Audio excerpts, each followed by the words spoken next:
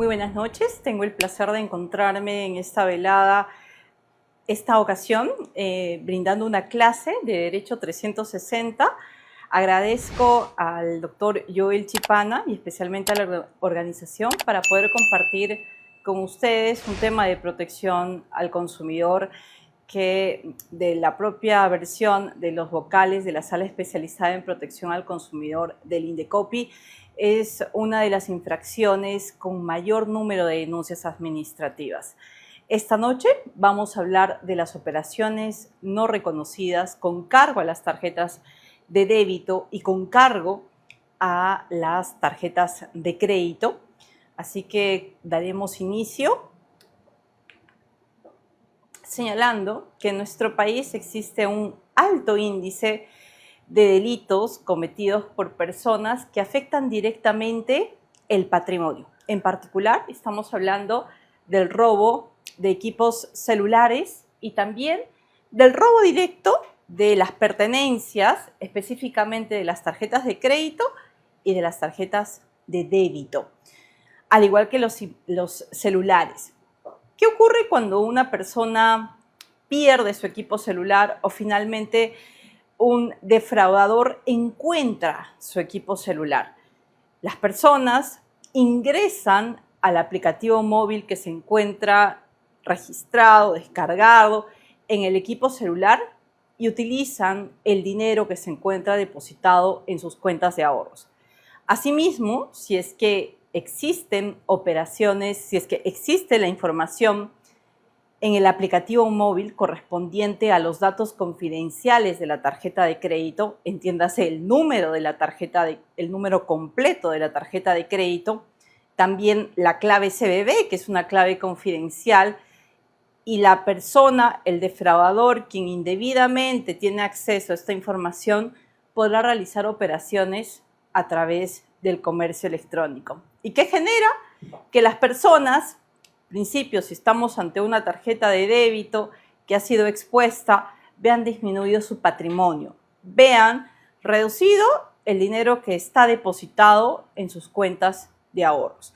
Y por otro lado, si es que tienen una tarjeta de crédito disponible, con una línea de crédito disponible, los defraudadores realizarán estas operaciones con cargo a la línea de crédito de este producto activo bancario. Solamente de la información al año pasado, a octubre del año pasado en particular, vemos que el supervisor de la inversión privada en telecomunicaciones, OCIPTEL, a partir de la información que han brindado las propias empresas operadoras móviles, han informado que entre 111.000 y 130.000 celulares son robados cada mes. Es decir, tenemos este número de personas que son afectadas. Precisamente con la digitalización de las operaciones bancarias, las personas cada vez más realizan operaciones con cargo a sus aplicativos móviles, en particular los productos bancarios que tienen descargados en sus equipos celulares. He ahí que las personas, luego de haber presentado una denuncia, precisamente en esta época, les comento como parte de la práctica que tenemos una persona que no denunció ante la dependencia policial el delito del que fue víctima y hoy en día se encuentra como procesado dentro de un juicio oral y además la Fiscalía le ha atribuido la realización de delitos contra el patrimonio, cuando él también ha sido parte de estas operaciones ocurridas por parte de terceros. Y les comentaré brevemente qué es lo que pasó. Una persona se encontraba en la calle con su equipo celular sin bloqueo alguno y el defraudador, el delincuente, pasó, le sustrajo de la mano, muy típico, y se llevó el equipo celular.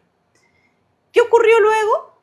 Esta persona, al advertir que no tenía ningún tipo de saldo en sus cuentas, ni tampoco una tarjeta de crédito vinculada, lo que hizo fue omitir, acudir a la dependencia policial, no denunció, bueno, asumió la pérdida de su patrimonio correspondiente al equipo celular, pero sabía que no iba a perder más dinero porque no tenía ni tarjeta de crédito ni tampoco fondos depositados.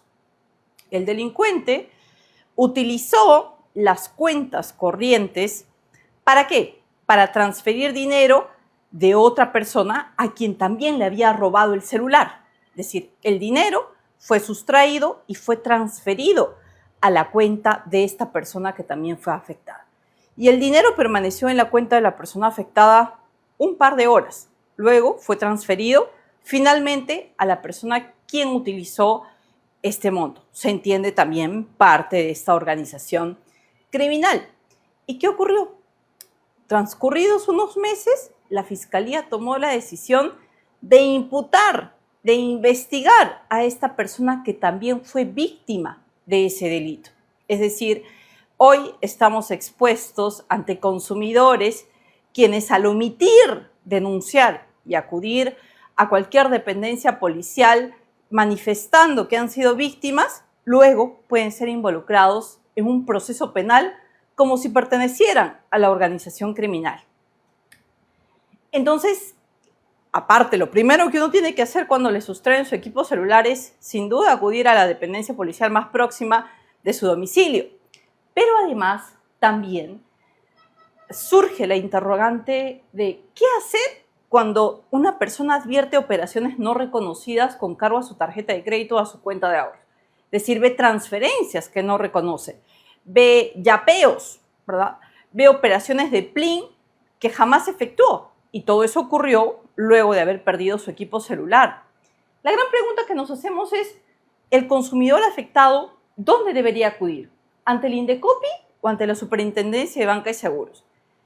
La Superintendencia de Banca y Seguros tiene la potestad de sancionar a los órganos que son las entidades de intermediación financiera, como entidades bancarias, financieras, cajas, cooperativas de ahorro autorizadas a captar fondos del público. No obstante, la Superintendencia de Banca y Seguros no tiene la potestad para poder ordenar, por ejemplo, medidas correctivas a solicitud de un particular. El reglamento de infracciones y sanciones de la propia Superintendencia de Banca y Seguros no otorga esa potestad para que las personas, es decir, aquellos que consideren que sus intereses particulares han sido afectados, presenten una denuncia administrativa y sea la superintendencia la que emita una sanción. Antiguamente existió en una época un tipo de confusión entre las competencias entre el Indecopi y la SBS, pero solamente en aquellos procedimientos a iniciativa de la autoridad. Hoy eso ya se ha superado.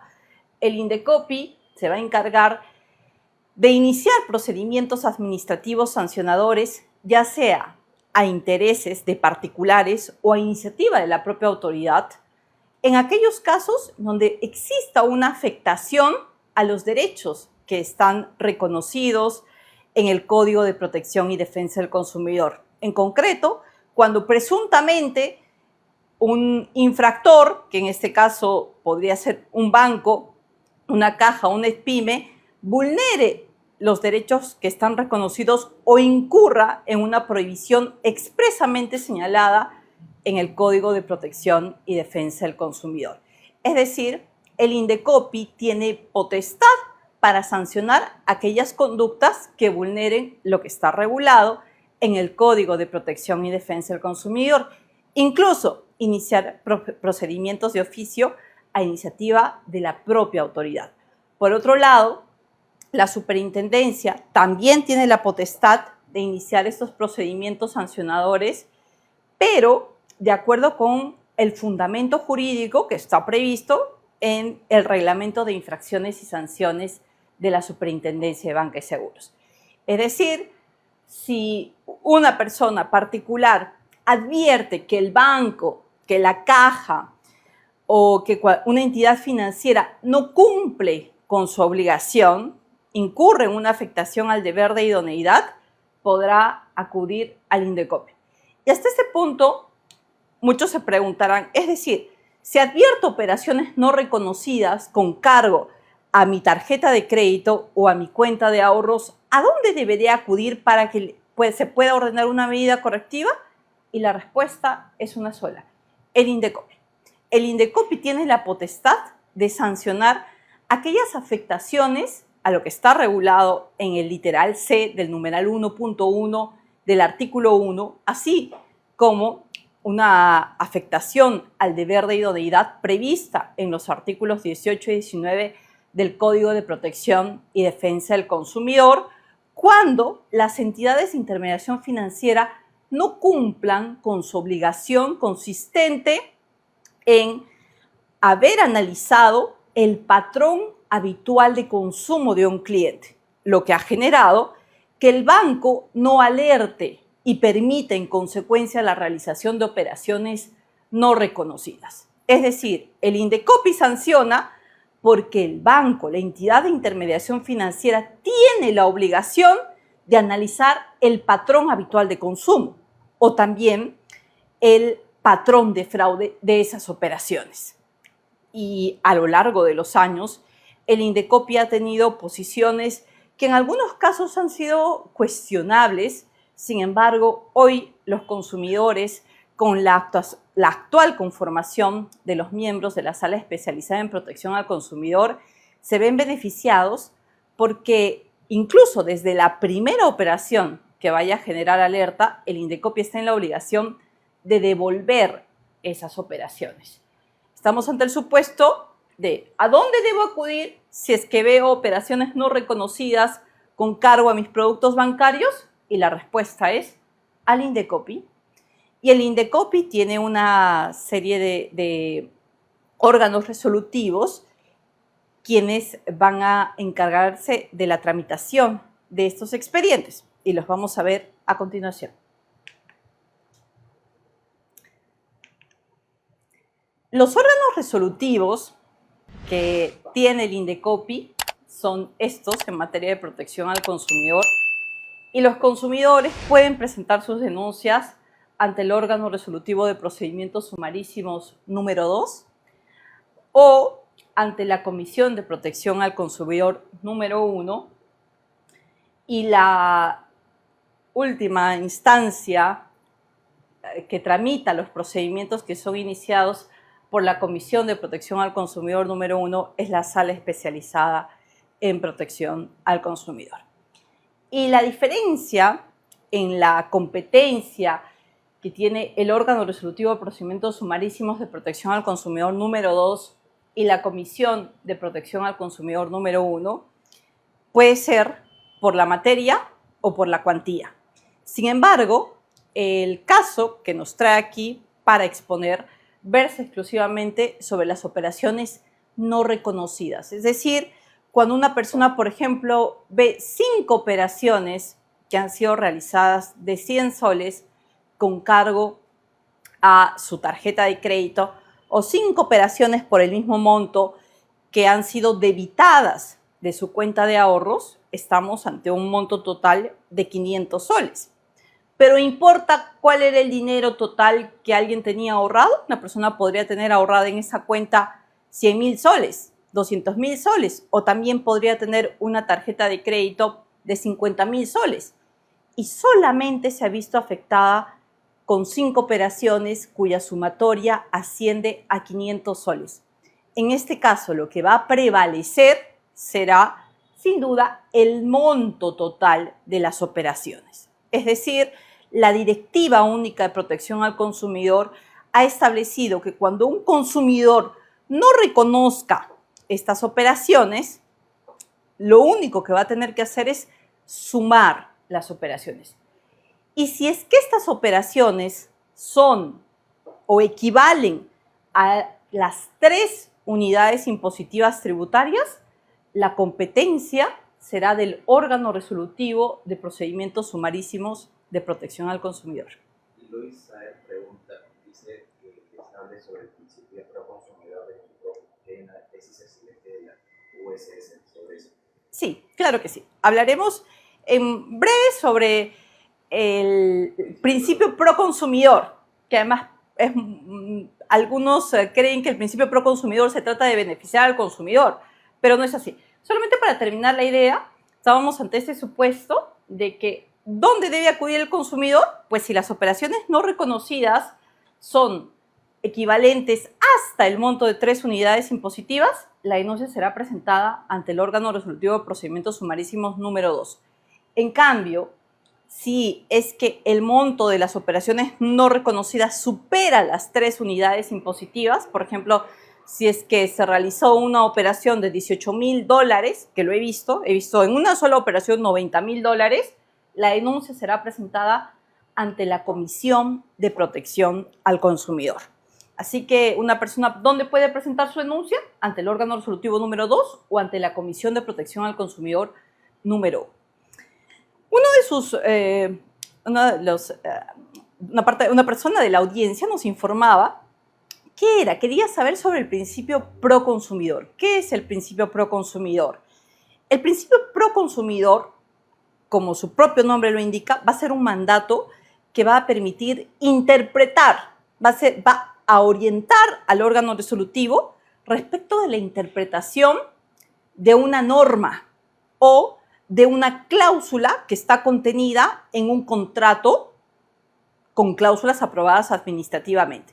Por ejemplo, los contratos de tarjetas de crédito son aprobados por la superintendencia. Las cláusulas que conforman los contratos de tarjeta de crédito son aprobados por la Superintendencia de Banca y Seguros, al igual que los créditos hipotecarios.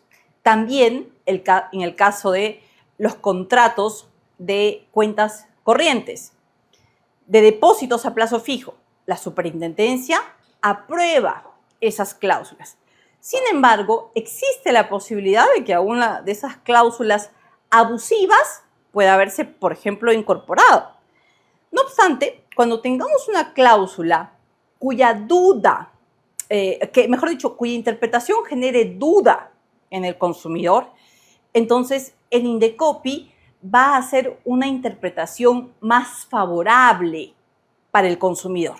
Solamente en el caso de que exista duda o ambigüedad en el sentido de interpretación de una norma o de una cláusula. No en cualquier supuesto se puede aplicar el principio pro consumidor. Hace muchos años, cuando, por ejemplo, iniciaba mi vida dentro de las prácticas en el ámbito de protección al consumidor, un funcionario, quien no conocía exactamente la diferencia entre el principio pro consumidor, señaló lo siguiente: estábamos ante una denuncia presentada por una persona quien había alegado el maltrato verbal por parte de un proveedor. Es decir, tuvo un mal día y fue maltratado por el proveedor. El proveedor le agredió verbalmente. Y en su denuncia únicamente señaló eso, que había recibido insultos durante la atención que recibió por parte de este proveedor. No adjuntaba audios, no adjuntaba videos, lo único que exponía era su declaración. Presentó su denuncia administrativa, fue admitida la denuncia administrativa y se corrió traslado al proveedor. El proveedor lo que señaló fue lo siguiente, que dijo nunca he maltratado a ningún consumidor y lo que señala esta persona denunciante es incorrecto, no ocurrió. Entonces estábamos ante una denuncia donde lo que se advierte en el procedimiento es la declaración por parte del consumidor. El consumidor señalaba expresamente que había sido agredido y el proveedor refería que jamás. Entonces este funcionario de Indecopi, errado, un funcionario anterior, asumía que el principio pro consumidor estaba referido a, como no tenemos más medios probatorios que obran en el expediente y tenemos la declaración del consumidor y la declaración del proveedor, en aplicación del principio pro consumidor, le vamos a creer exclusivamente al consumidor. Y esto es completamente errado, porque el propio Código de Protección y Defensa del Consumidor ha establecido que la aplicación del principio pro consumidor ocurrirá cuando exista duda en el sentido de interpretación de una norma o cuando una cláusula contenida en un contrato celebrado por adhesión también genere algún tipo de duda en el sentido de su interpretación. El Indecopi ha sacado resoluciones referidas a la aplicación de este principio pro consumidor, sí, En el caso, por ejemplo, de seguros, existe un artículo referido a la suspensión de la cobertura de seguros. La sala especializada en protección al consumidor le otorga a los consumidores peruanos, por ejemplo, un plazo de 30 días antes de que opere la suspensión de cobertura de un seguro. Y de modo tal que, por ejemplo, para que una persona no se quede sin la cobertura de su seguro o antes de que éste sea extinguido, gracias a la interpretación de la Sala Especializada en Protección al Consumidor, hoy tenemos 30 días iniciales antes de la suspensión y, por ejemplo, otros 90 días antes de que se extinga el contrato de seguro.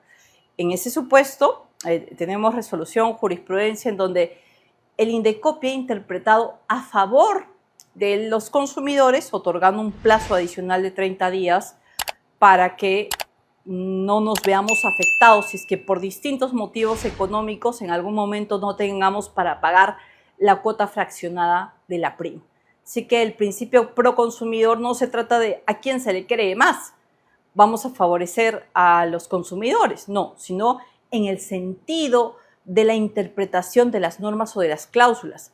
Cuando exista ambigüedad o confusión, en ese caso se va a preferir al consumidor. ¿Tenemos otra pregunta? Sí, hay otra pregunta. Sí. Charlie de Legalis pregunta: cada 20 de mes, fecha de corte de tarjeta de crédito, ¿debo pagar el monto que se debitó irregularmente o hasta que la controversia se resuelva? Lo recomendable es, por ejemplo, si es que una persona es víctima de este tipo de operaciones y sabe que se va a iniciar un procedimiento administrativo que puede durar, presentado ante el órgano resolutivo de procedimientos sumarísimos, 30 días hábiles por instancia, una vez que es iniciado el procedimiento. Y en cambio, si el procedimiento se inicia ante la Comisión de Protección al Consumidor número 1, el procedimiento iniciado ante esta instancia puede durar hasta 120 días hábiles antes de la emisión de la resolución final. Y en ese periodo, ¿qué es lo que pueden hacer las personas? Y aquí se debe tener en consideración un punto muy importante. Cuando una persona, por ejemplo, tiene una tarjeta de crédito y se realizan operaciones no reconocidas con cargo a esa tarjeta de crédito, estamos ante un producto que va a activar las acciones de cobranza de la entidad de intermediación financiera, si es que uno no paga. Es decir, el banco llamará y le dirá, mire, no ha pagado a pesar de que en tal fecha se realizaron 5 operaciones y utilizaron toda su línea de crédito. La respuesta del consumidor será, pero yo no hice esas operaciones. Es más, yo he presentado mi denuncia ante el INDECOPI porque no reconozco esas operaciones. Y claro, el banco está en toda la obligación de realizar las acciones de cobranza. Muchos bancos llaman 1 o 2 veces al día diciendo ya ha vencido la cuota programada y la respuesta del consumidor afectado siempre es la misma. Le dirá, pero he iniciado un procedimiento porque no estoy de acuerdo con estas operaciones. De acuerdo con lo que está previsto en el artículo 158 y 159 de la Ley 26.702, la Ley General del Sistema Financiero, las entidades de intermediación financiera que tienen, por ejemplo, tarjetas de crédito, que las comercializan, las ofrecen como parte de sus productos, están en la obligación de reportar ante las centrales de riesgo de la SBS, ante la central de riesgos de la SBS, el comportamiento crediticio de una persona. ¿Qué significa? Si yo todos los meses pago de modo puntual, la calificación que va a otorgar el banco a la Superintendencia de Banca y Seguros será de normal. Pero si me voy retrasando un plazo adicional, tendré la calificación de con problemas potenciales. Luego será de deficiente, dudoso y finalmente una persona que esté en pérdida. Esas son las categorías que atribuye la entidad de intermediación financiera cuando una persona empieza a pagar fuera del plazo establecido, si se va retrasando. En el Perú eso pasa hoy en día. Las personas pierden sus equipos celulares, realizan los defraudadores operaciones con cargo a sus tarjetas de crédito y luego tienen que pagar por una deuda que ellos no han realizado. La entidad de intermediación financiera está en la obligación de reportar. ¿Por qué? Porque así lo exige la Superintendencia de Banca y Seguros. Es decir, independientemente de que esta persona esté dentro de un procedimiento administrativo como parte afectada, los bancos, las cajas, las financieras van a reportar, pero van a reportar con una categoría deficiente si es que esta persona no cumple con esa obligación. Y alguno dirá, pero ¿qué hacer ante estas situaciones? Pues si una persona no quiere que inmediatamente el banco le afecte con la disminución de la categoría, que luego finalmente puede repercutir inclusive en el ámbito laboral o puede repercutir en evitar que otras entidades de intermediación financiera le otorguen línea de crédito, entonces lo recomendable es que esta persona siga pagando. ¿Por qué?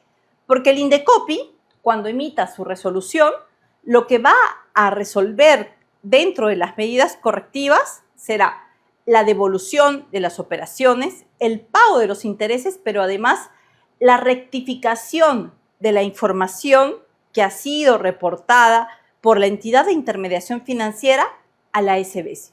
Es decir, el Indecopi, como parte de las medidas correctivas, incluye esa rectificación si es que el banco no debió haber reportado o no debió haber permitido la realización de estas operaciones. El gran problema es que cuando el Indecopi, por ejemplo, ordena estas medidas correctivas que incluyen la rectificación del comportamiento crediticio, de la calificación que ha sido otorgada, es que han transcurrido 30 días hábiles en primera instancia o 120 días hábiles en primera instancia. Inclusive, si es que el proveedor apela, tendríamos que esperar otros 30 días hábiles mientras la comisión resuelve en segunda instancia y otros 120 días hábiles si es que la sala especializada en protección al consumidor resuelve dentro del plazo. En realidad, cuando se realizan operaciones con cargo a la tarjeta de crédito, estamos en una circunstancia en donde el consumidor se va a tener que ver obligado a asumir una deuda que ha sido procesada, autorizada e instruida por un defraudador. Y esto generará un perjuicio en su calificación crediticia ante las centrales de riesgo. El Indecopi se pronuncia sí, pero lo hace luego de aproximadamente 60 días hábiles, si es que son operaciones cuya cuantía no supera las 3 unidades impositivas tributarias, y si es que son operaciones que superan las 3 unidades impositivas tributarias, por instancia se demorará 120 días hábiles, en total 240 días hábiles. Y durante esos 240 días hábiles, ¿qué ocurre con estos consumidores? Se ven afectados. Inclusive si es que tienen productos en otros bancos donde normalmente tenían líneas de crédito, los bancos pueden, al advertir el deterioro en su capacidad crediticia, en su comportamiento crediticio, reducir esas líneas de crédito. También los centros de trabajo, algunos centros laborales que revisan la información registrada ante la central de riesgos de la SBS, podría hasta inclusive despedir a esta persona. Y las operaciones no las realizó él, sino un defraudador quien se llevó el equipo celular y realizó operaciones con cargo nuevamente a la tarjeta de crédito o a la cuenta de ahorros. Voy a seguir con la exposición, salvo que tengamos alguna pregunta todavía. Hay un par de preguntas más, pero no sé si prefieres responderlo después o seguir con la conexión. Voy a avanzar un poco más y luego continúo con las preguntas. Muchas gracias. He aquí la gran diferencia, ¿no? Si el monto de las operaciones no reconocidas es hasta las 3 unidades impositivas tributarias, el órgano resolutivo de procedimientos sumarísimos de protección al consumidor número 2 en Lima será el competente. Si tenemos a personas que nos ven desde otras regiones del país, en otras regiones, con excepción de Lima, existe únicamente un órgano resolutivo de procedimientos sumarísimos.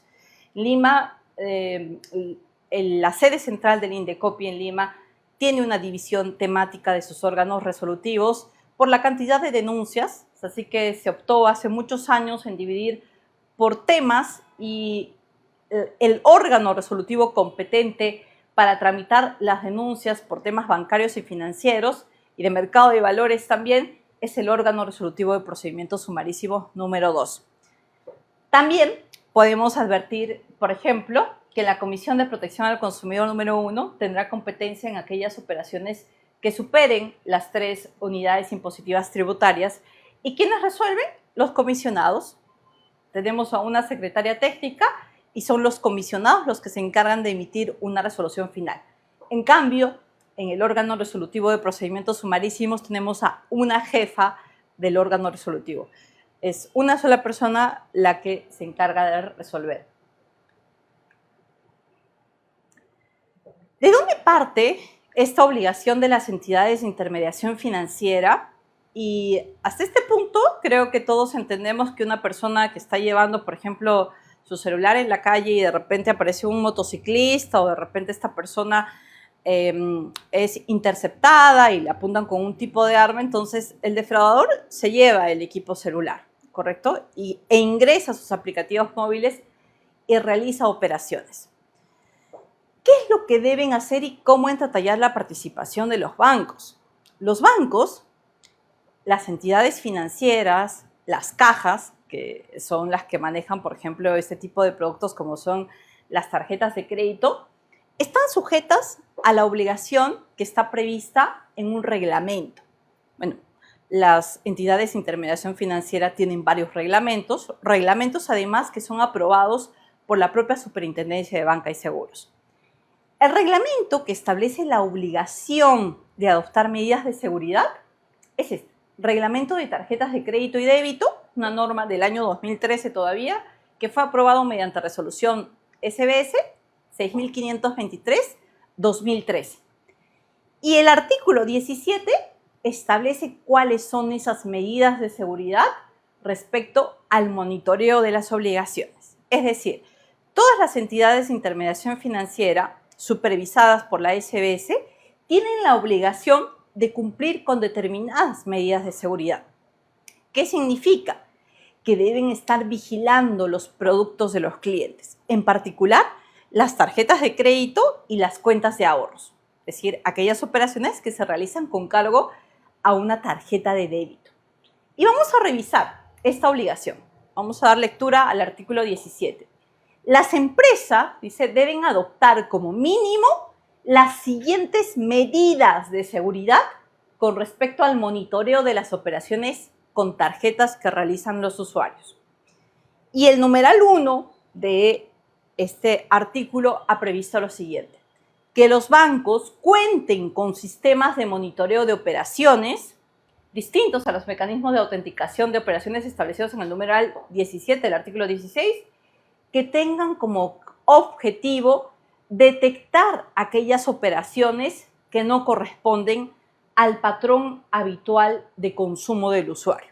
Es decir, los bancos, las cajas, las pymes están obligadas a monitorear el patrón habitual de consumo de todos sus clientes.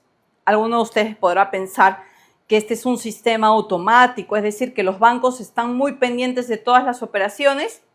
Bueno, la realidad, las resoluciones que están publicadas en la propia página web del Indecopi nos muestra que no es así. Es decir, que muchos bancos no cumplen con esta obligación de monitorear las operaciones que son realizadas por sus clientes. Específicamente, de analizar el patrón habitual de consumo de estos clientes. ¿Y cómo poder detectar cuál es mi patrón habitual de consumo? Las resoluciones de los órganos resolutivos, aquí yo les muestro en dibujos, claro, los estados de cuenta de una tarjeta de crédito y luego los estados de cuenta de las cuentas de ahorros. Pero vamos a retroceder un poco. ¿Cómo saber cuál es mi patrón habitual de consumo? Y para esto, por ejemplo, el órgano resolutivo de procedimientos sumarísimos número 2 del Indecopi considera los 6 últimos estados de cuenta de los clientes. Es decir, cómo estos clientes han realizado operaciones de consumo con cargo a su línea de crédito. Y evidentemente, estas operaciones se encuentran detalladas en sus estados de cuenta. Es así que el Indecopi, por ejemplo, suele requerir, inclusive a los bancos o a los consumidores también, que exhiban los 6 últimos estados de cuenta. puede ser incluso 4. No existe una obligación, pero les comento que el órgano resolutivo de procedimientos sumarísimos número 2 requiere los 6 últimos estados de cuenta para analizar, por ejemplo, cuál fue el monto total que realizó en operaciones durante un determinado mes un cliente. Es decir, en este periodo de facturación, ¿cuál fue el monto de las operaciones? El monto total. Puede ser que esta persona haya gastado solamente 20 soles, ¿verdad? Aquí otros 20 soles. 20 soles, 20 soles, 20 soles, 20 soles. Entendemos que el patrón habitual de consumo de este cliente era exclusivamente 20 soles. De modo tal que si de repente el defraudador procesa una operación por 100 soles, esta operación se aleja del patrón habitual de consumo del cliente, porque el patrón habitual es 20 soles por periodo de facturación. Imaginemos que estamos ante una persona que durante el mes de noviembre no hizo operaciones de consumo, durante el mes de diciembre hizo una operación de 100 soles, durante el mes de enero hizo otra operación de 100 soles, en febrero hizo una operación de 6.000 soles, que sí reconoce. En marzo no hizo operaciones, en mayo tampoco. ¿Cuál es el patrón habitual de consumo de este cliente? Pues sabemos que realiza en un determinado mes operaciones hasta por 6.000 soles. Y ese forma parte de su patrón habitual de consumo. Imaginemos que el defraudador procesa la primera operación por 1.000 soles. ¿El banco debió o no debió alertar esa operación? Y la respuesta es que no debió alertar. ¿Por qué? Porque forma parte de su patrón habitual de consumo en tanto esta persona realiza operaciones por hasta 6.000 soles. Es decir, el criterio que adopta el Indecopi al momento de resolver varía en cada caso particular. Y esta obligación, por tanto, de analizar cuál es el patrón habitual de cada consumidor, también se extiende a las entidades de intermediación financiera. Es decir, los bancos, cuando corroboren que existe una operación que se aparta del patrón habitual de consumo del cliente, lo que tienen que hacer es bloquear las cuentas, contactarse con el cliente y evitar que continúen procesándose operaciones adicionales, lo que no ocurre. Por eso es que inclusive en una exposición previa con miembros de la sala especializada en protección al consumidor, ellos señalaban que el 90% de las denuncias que son vistas por los miembros de la sala especializada, por los vocales de la sala especializada en protección al consumidor, versaba sobre este tipo de operaciones.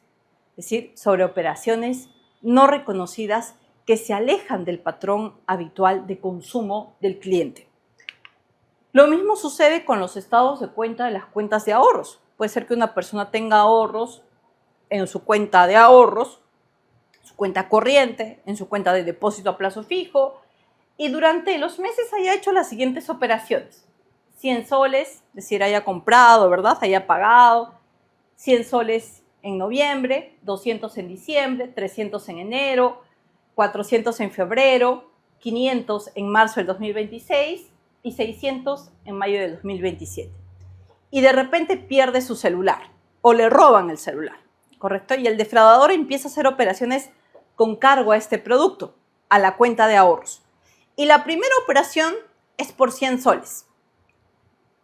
¿El banco debió haber bloqueado ese producto o no haber permitido que se realice esa operación? Y la respuesta es no, porque 100 soles formaba parte del patrón habitual de consumo del cliente. Si luego el defraudador advierte que existe saldo y en lugar de hacer una operación de 100 soles, hace una operación de 10.000 soles, porque tiene saldo esta persona, esa operación de 10.000 soles sí se aleja del patrón habitual de consumo. ¿Y qué resuelve el Indecopi? El Indecopi lo que señala es que hoy actualmente la sala es que se devuelva la operación de los 10.000 soles. Claro, ustedes dirán, muy bien, el banco tiene que devolver los 10.000 soles porque no cumplió con esta obligación que está prevista en el artículo 17, porque no contó con sistemas de monitoreo que analicen precisamente el comportamiento habitual de consumo de sus clientes. Entonces está muy bien que esto suceda. El problema es que las entidades de intermediación financiera, como hace algunos años la anterior superintendenta establecía y exponía públicamente, que el 90% de las colocaciones en créditos obedecen a ahorros del público. Es decir, las entidades de intermediación financiera trabajan con dinero de precisamente los ahorristas. Y ahí que este círculo vicioso entre delincuencia, entre la ausencia, finalmente, de entidades de intermediación financiera que cumplan con esa obligación de monitoreo, llega a afectar la banca, porque los bancos tienen que utilizar de sus recursos, devolverle a este consumidor, pero no es que el banco haya formado parte de esta organización criminal, no, es el defraudador quien al llevarse el celular realiza y se queda con estas operaciones.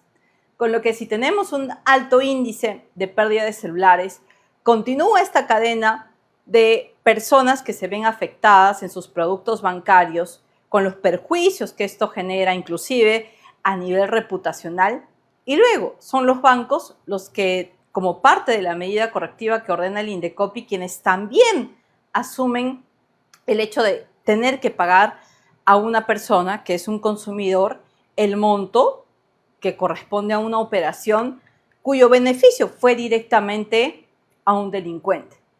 La solución, claro, la solución parte porque las entidades de intermediación financiera cumplan con sus obligaciones, como respetar lo que está previsto en el artículo 17 y evitar a su paso que se realicen muchas operaciones no reconocidas. Sin embargo, también forma parte de una responsabilidad del Estado de tener que controlar a estos delincuentes que se dedican a robar tantos celulares. Es importante rescatar que la actual sala especializada en protección al consumidor, a través de esta resolución del año 2024, específicamente de agosto del 2024, que es la resolución 2293-2024 SPC, cambió el criterio. Cambió el criterio referido a qué operación se tiene que devolver o no. Y resulta que hoy la primera operación que no reconoce el consumidor o el cliente tiene que ser devuelta. Es decir, la primera operación que genera alerta siempre debe ser devuelta. Pero ojo, es la primera operación que se aleje del patrón habitual de consumo del cliente. Entonces, las operaciones posteriores también deben ser devueltas al consumidor. ¿Por qué les hablo de un cambio de criterio? Porque la anterior sala y los otros órganos resolutivos señalaban lo siguiente. La primera operación que se procesa es recién la que va a generar alerta, con lo que las otras operaciones posteriores recién serán devueltas. ¿Qué ocurría en el sistema financiero? Los defraudadores realizaban, por ejemplo, la primera operación por 18,000 soles.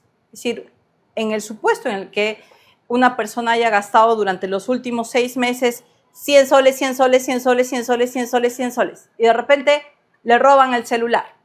Entonces, ¿qué es lo que hace el defraudador? Una operación por 18,000 soles, la primera.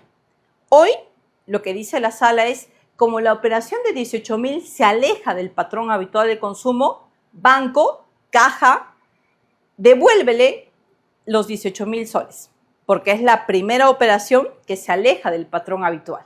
En cambio, hasta antes de agosto de 2024, el criterio de la sala especializada en protección al consumidor era el siguiente.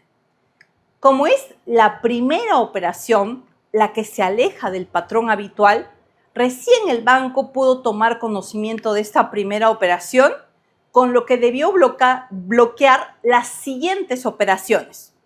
Es decir, teníamos a consumidores que solamente se habían visto afectados por una operación. He visto a personas adultos mayores cuya primera operación fue realizada por 18,000 soles.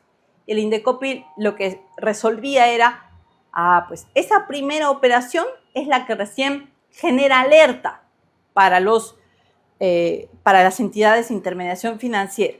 Por tanto, consumidor, lo sentimos mucho, pero esa operación, al ser la primera, no podía ser evitada por la entidad de intermediación financiera.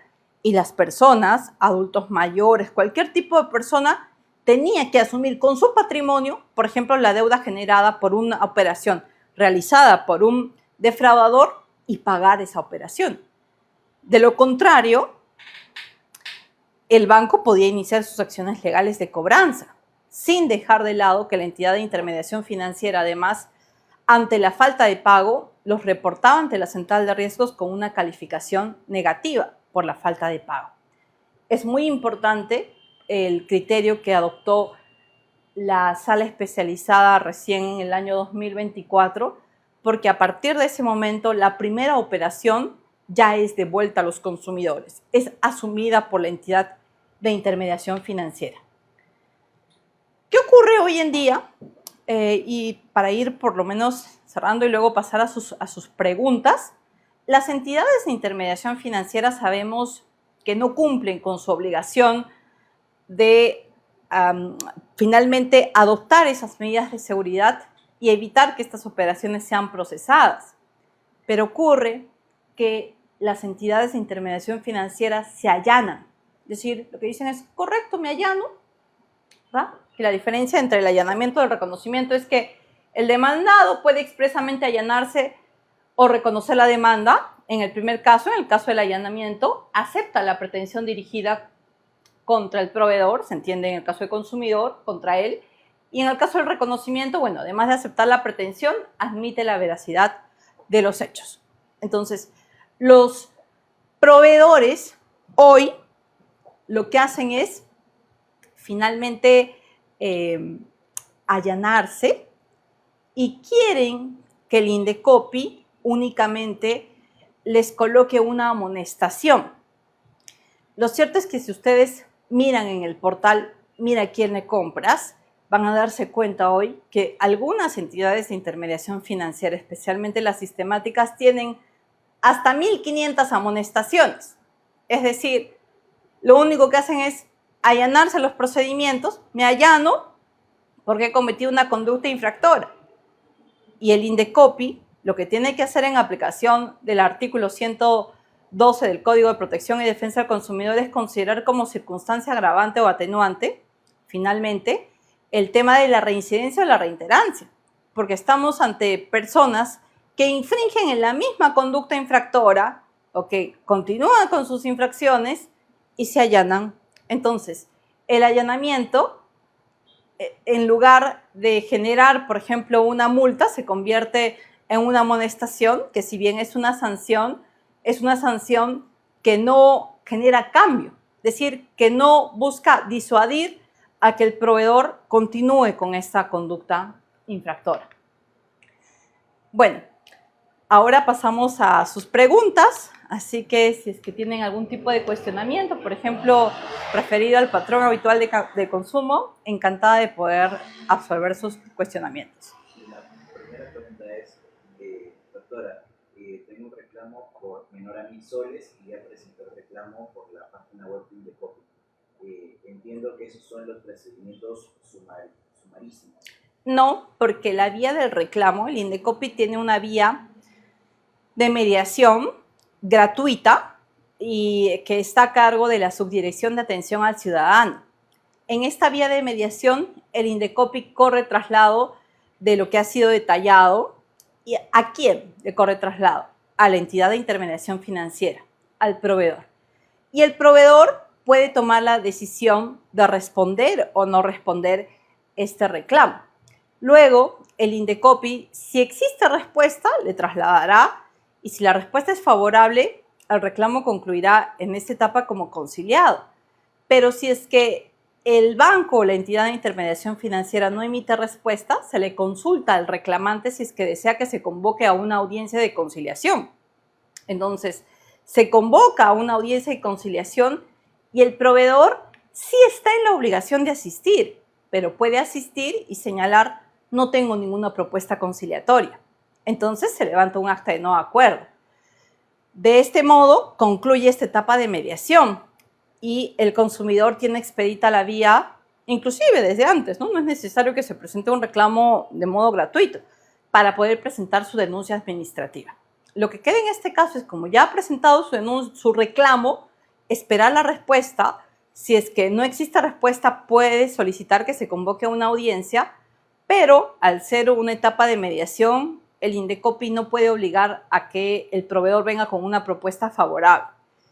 Nuevamente repito que el proveedor debe sí acudir a la audiencia, pero la respuesta o la posición dentro de la audiencia podrá ser la de que no tiene ninguna propuesta conciliatoria. De este modo, el consumidor tiene expedita la vía del procedimiento sumarísimo, si es un monto de 1.000 soles, para presentar su denuncia.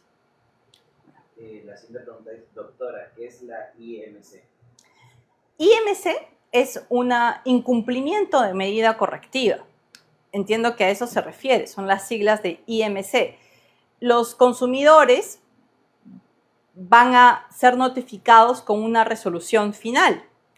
Una resolución además que agote la vía administrativa. En el caso de los procedimientos sumarísimos, la resolución que agota la vía administrativa es aquella emitida por la Comisión de Protección al Consumidor número 1 si es que se interpuso un recurso de apelación. Y en el caso de los procedimientos ordinarios, la resolución que agota la vía administrativa si es que también se presentó el recurso de apelación es la resolución de la Sala Especializada en Protección al Consumidor. Ambos órganos que agotan la vía administrativa confirman o revocan una medida correctiva, ordenan un mandato. Entonces, el proveedor está en la obligación de cumplir con ese mandato, que puede ser la devolución de una contraprestación, la entrega de un producto, la reparación de un producto. Normalmente el Indecopi suele otorgar entre 5 y 15 días hábiles para que el proveedor cumpla con esa medida correctiva. Pero si es que no lo hace en ese plazo de tiempo, el consumidor puede presentar una denuncia administrativa. ¿Ante qué órgano? Ante el órgano resolutivo de procedimientos sumarísimos. Los órganos resolutivos, en el caso de Lima, son los encargados de tramitar las denuncias por incumplimiento de medida correctiva. Es decir, cuando el proveedor no cumple con la medida correctiva que ha sido ordenada, puede presentar su denuncia. En Lima, específicamente en la sede central del Indecopi, el órgano resolutivo de procedimientos sumarísimos número 1 es el competente para poder tramitar las denuncias por incumplimiento de la medida correctiva. Y el Indecopi coloca multas. Es decir, proveedor, ¿cumpliste o no cumpliste con lo que se ordenó, con este mandato, con este título ejecutivo además?